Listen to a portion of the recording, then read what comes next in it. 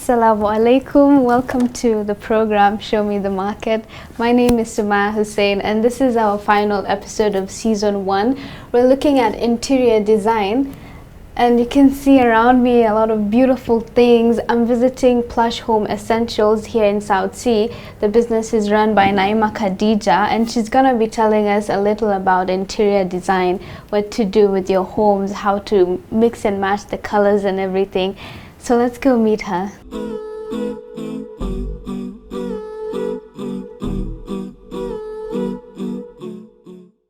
Well guys, I'm in South Sea on Oleshapara Road and I'm visiting Plush Home Essentials.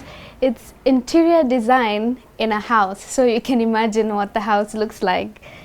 I'm here with Naima Khadija. Assalamu alaikum. Wa alaikum salam. Nice meeting you. Nice to meet you too. Thank you for coming. Thank you for having me. So tell me how you got to starting this business. This business was started out of necessity. I needed more free time to spend with my mother who was getting sicker and sicker. So I decided employment was not for me at that point. So I wanted to double in business so that I could have more time to take my mom to visit the hospital and stuff like that. That's how this business started. You're running it alone? I'm running it alone, yes. When did you start? I started about 6 years ago. 6 years ago? Yeah. How's it been so far? Well, it's been very rewarding in some instances and also very challenging in others. You know, business is not for the weak-hearted, as somebody said before. You have to sacrifice your time. It's not a 9 to 5 anymore. Sometimes at midnight I'm sending photos to someone who requested online. So it's got its I guess it's good points, which is freedom to close when I want to. Like if I want to take my mom to visit a doctor, I close it up. But then sometimes it has also its own challenges, right? Yeah. You made it both an online and physical business at the same time? Yes, at the same time, which I think was not, when I think about it, it was not a very good idea. Because I think when I was launching, I should have stuck to the physical one at first and made that work and then launch it online, perhaps after 6 months. But I was advised to launch it all at the same time, so it was very hectic in the beginning. Right. You mean the workload, yeah? The workload, because people will text you at midnight, they don't care, and if you don't answer promptly, they'll go to the next person who is doing the same thing online. So you have to be on it at all times, yes. So how do you keep track of all the items that you have? We computerize everything that comes into this store. Everything, literally everything. So if we have a delivery on the same day, we have to make the entries in the computer.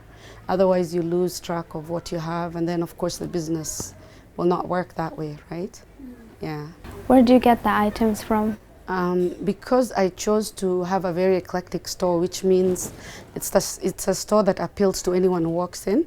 So you have to source your products from different places, because I'm working with people from different income levels. So I bring things from India, for instance. I bring things from China. I bring things from Turkey. Things like, say, for our wood furniture is made in Kenya. And we have some throws that are made in Kenya. And we have some pillowcases that are made in Kenya and things like that. So we source it from many different parts of the world. You decided to have it in a house, and I think it's really helped with selling the essence of interior design, yeah? So how did you get to having this place? Well, initially, the first few years we were located in Karen in a one shop kind of layout. And many people wanted to visualize how the things would look in their own home. And so I decided my next move will be a house or an apartment where we can actually do a girl's bedroom, a master bedroom, and we showcase some pieces and how they look in other people's homes, so that people are kind of motivated by it. So this is essentially how a lady's room is supposed to look like, or a girl's room rather. I like how it's been put in a house so that people can get an idea of how everything is supposed to lay out. This is the master bedroom. Obviously you can tell by the size of the big bed. And I like the color thing going on here. These are black colors, and then this comes in to, you know, take all the attention. And you are intentionally looking for South Sea. intentionally looking for South Sea, because after you sell for 5 years, you start to understand who your clients are. So many of my clients, probably 80%, if I'm not wrong, were coming from South Sea, and the other 20% from other parts of Nairobi. So that's why I decided to bring it closer to the people who buy the most from me. Yeah. What are the most commonly bought items here? Pillowcases, cushion covers, they call it, such as these ones. They're the most things we sell on a daily basis are cushion covers, and probably vases and wall hangings. Those are the 3 best-selling items at this point. Oh, and fake flowers. People love those, yeah, because you don't have to water them and you don't have to replenish them all the time. Okay, and what are those that sell the least? The bigger items, like the couches, for instance. The carpets, I would say, sell quite frequently, but not as frequently as cushion covers. But the big ticket items like the couches, the coffee tables, the king-size beds, those don't sell as quickly as the other stuff. They're not fast-moving at all. Okay. Yeah. So you have like a following of over 6K on Instagram. Right. That was built over the 6 years. Hard work and sweat. How did you do it? It was difficult, and it's still difficult because I think younger people, it's easier for them to engage people online. I'm an older person coming to the game a bit late. So it was very, very difficult for me. I had to learn so many tactics. I had to learn when to post, how to post, the most interesting items to post, and the competition is crazy. It's really, really high. So if you don't position yourself well, and you don't post at the appropriate time, for instance, end of month, for instance, on Friday nights, because Saturday mornings are supposedly for shopping, and you don't put in bright colored items or sophisticated items for older people, things like that. You have to really put a lot into consideration. So after 6 years, I got to 6,000. Blood and sweat went into that. I can imagine. Yeah. So you post every day, yeah? Every day. And I change things every day. For instance, that will not look like that in the next couple of days. I'll choose a different color and then put it all together and then post it on Instagram. Yes. Are you active anywhere else? TikTok. I just discovered TikTok. It's a crazy platform, but it's working. Most of my clients are coming from TikTok now. Not Instagram? Not Instagram anymore. Because apparently kids who are getting married now are TikTok users more than Instagram users. So I'm getting a lot of hits on TikTok. So what do you post on TikTok? Same thing. I change things around every now and then, put a twist to it, sometimes put the prices down for some items, sometimes put an old item with a new item so that we can sell it. Yeah, TikTok is becoming my home. So how often do you restock? How often do I? It's according to demand. Sometimes the pillow cushion covers will just need replenishing every month, and then bringing in new style. Things are so fast now. I don't know if that's business. That's business. How business was before, but now things are so fast. Styles are coming in really fast, and younger people who are buying want to be on top of the game. And because of Instagram, TikTok, and all of that, they're aware of the trends in the US, in Canada, the rest of Asia. And so if you don't keep up with the Kardashians, so to speak, you'll be left behind. That's a good one. How are the online sales? The online sales are Are they more than the physical? No, I think the physical still supersede the TikTok and stuff. But the TikTok and the IG and Facebook are very dependent on times of the year. For example, Eid time, we'll get a whole lot of Instagram requests and stuff like that. And then Christmas time now, we find the same. We get a lot of requests from Instagram. People want this, want that. And then during the year, sometimes it's a bit quiet. And then Valentine's again, people want red items and they want this and that. So I think the online business is very much dependent on the time of the year and what the occasions are. But people who walk in, will always walk in whether they want to change their home or they want a few pillows to enhance what they have. You know, they'll always walk in and buy a few things every now and then. You mentioned stiff competition, and when I look around Instagram, there's so many pages doing interior decor. So how do you keep up with that? Well, for one, I try and source my items from unique places so that I stand out. Because many of our suppliers in Kenya get all their stuff from China. And this is an assumption. I'm not 100% sure. So I try and source my things from other parts of the world so that they stand out a little bit more. Number one. Number two, I'm very consistent in quality. So for instance, if I sell a cushion cover, I actually almost always guarantee it. I say to the person, if you don't like it, if it doesn't work well for you, you can always return it. Many of the pages I see have no return policies. Mine is quite different. I am a bit more flexible. And number three, I give credit sometimes. It sometimes has worked against me, but most of the time it has worked really well. So I give credit. So that defeats, almost counters what's offered, because people want cash on delivery all the time. And so as a competitor, I give people sometimes credit. If they buy items over 10,000, I say to them, you can buy it, you can pay twice for it.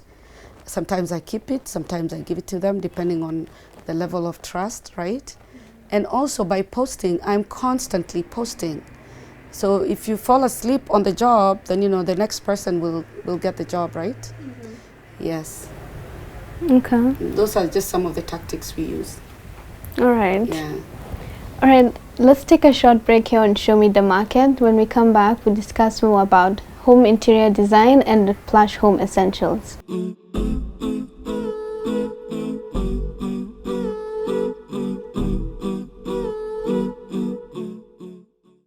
Welcome back to the program. My name is Sumaya Hussein. Now I'm in South Sea visiting Naima Khadija of Plush Homes Essential, and she is an interior decorator. Or is it designer? It's actually an interior decorator. There's a huge difference between the two. The difference is an interior designer actually went to school to learn how to do it. An interior decorator can be anyone who's learned by themselves how to decorate a house or how to put together a few colors and things like that. It's much more informal than an interior designer. Mm-hmm. Right. And how did you discover you had this passion? It's through experimenting with my own house. So for instance, I used to paint my walls. One day I would wake up and I would say, you know what, I want a green wall. And I would paint it, and then I'd look for cushions to go with it. And somehow by myself. And you paint by yourself? Yes, I do paint by myself. Okay. Yes, because I lived somewhere where painting was very expensive. So we had to learn to do things by ourselves. So I would wake up one morning and I would just change everything around. And people who came to visit me would say, oh, wow, how did you do that? How did you know green would go with this and that? And that's how I learned from other people that I actually have an eye, and that I'm able to design, and then I learned it's my passion, because I kept on changing things around. One day I would come from work, the couch would be on the other end of the apartment, and I would add a few things just to see how it looks. And when you have a passion, you know you have a passion. It's not like a job. Because when you start painting a wall, you don't feel like you're getting tired. You're doing it because you love it, you enjoy it, and you want to see the outcome. That's how I learned that I have a passion for interior. Okay. Yeah. And so do you offer such services? Yes, I do. We do interior decorating for clients who need it. Of course, we do consultations with them, and we talk to them through the colors they love and enjoy, and we show them how those colors can work with other colors, and then we go ahead and do it for them. And some clients don't want a whole big assignment. They just want, for instance, just color coordination. We do that as well. Some people want beds, they want furniture. We do that as well. Mm-hmm. And so it depends on the client. The shopping individually for them? Yes, we do shopping for them. And some clients would tell me, we don't want the things in your store, because many people have it. Okay. So we'd actually do outsourcing for them. I would personally sometimes go to Dubai and get it for them, things that are unique and that they would want. And so we do that.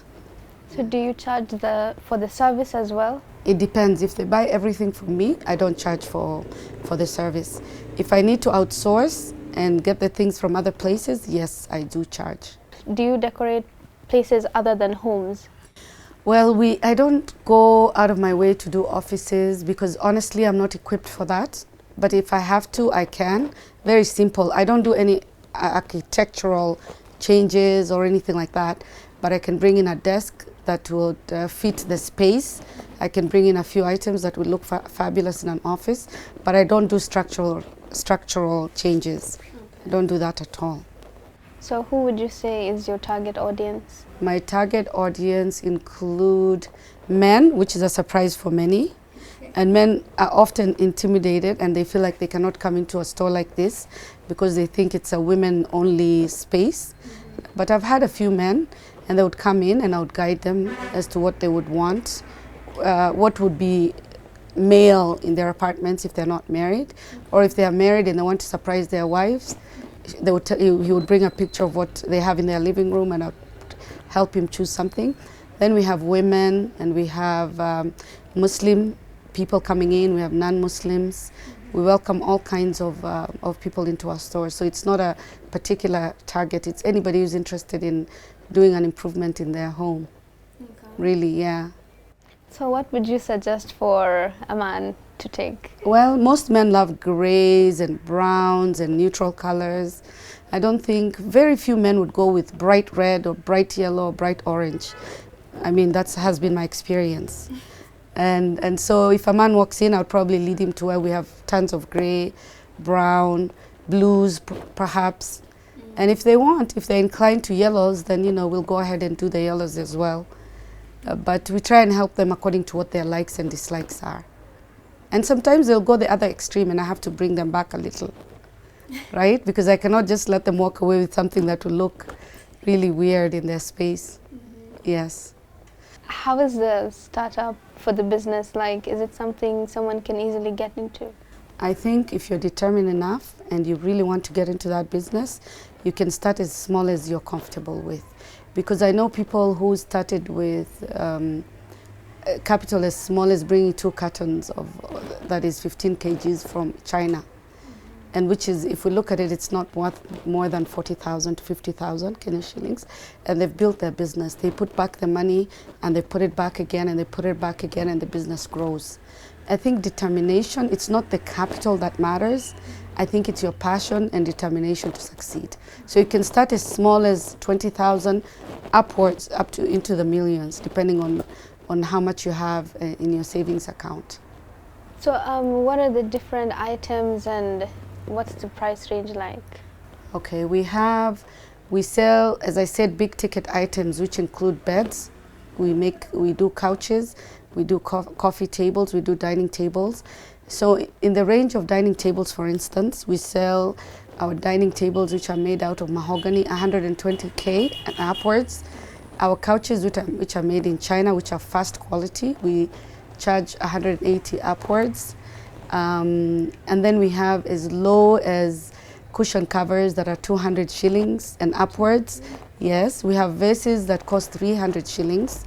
We have wall hangings that cost about 2,100 shillings for 3 pieces. So it depends on your pocket again. Our store is very eclectic and we welcome any, do you call it tax bracket or do you call it income bracket? Any income bracket. So if you walk in with 500 shillings, you'll leave with something. If you walk in with 200,000, we'll accept it and you'll leave with something bigger as well. So it depends on people's pockets and what they're interested in. We also have beddings that we sell as low as, I believe, 2,000 shillings. We have kitchen items that are actually 20 bob. Do you say 20 bob? 20 shillings. Yes, 20 shillings. So we really do have an eclectic store. And when I say eclectic, I mean in terms of variety of the things that are here, in terms of price ranges, very, very eclectic. You can start from 20 shillings, you can go upwards to the 200,000. When I walked in here, I didn't think I'd get anything below 1,000. That is absolutely what many people think. It's because we've beautified our store. We've spent a lot of money creating a look that might speak to expensive taste. But as I said earlier, we have cushion covers that are 200 shillings. I don't think you can get that in Kamkunji even, right? So we've actually sat down and thought about ways of addressing the different social classes. I don't like the word classes, but the economic, different economic abilities. I think that's a better word. Okay. Yeah. So the place even includes the wallpaper that you've done? Yes. Is that part of the items you're selling? Yes, we sell wallpapers, we sell beddings, we sell kitchen items, we sell furniture, we sell vases, we sell flowers, and all the other knickknacks in between. So it's like a one-stop place. Yes, we decided to do it this way so that if somebody comes in, they can leave with their whole house done, if that's the intention, right? And we can guide them through that. Yeah. So assuming I've just moved into a new house, could you tell me some of the do's and don'ts perhaps? Yes, one of the things you should never do is buy an item because it's shiny and because it's cheap, because you'll end up spending more money in the long run. For instance, if you go and buy a bed, and the cheapest bed that's made in China, for instance, and that bed will last you for probably less than a year. So after a year again, you have to budget for another bed. So what you need to do is buy a few items that you need at that time, basic items like a good bed, a good wooden bed that will last you a while. And you buy yourself a good dining chair and table that will last you a while. And then the other knickknacks, you can always add or subtract.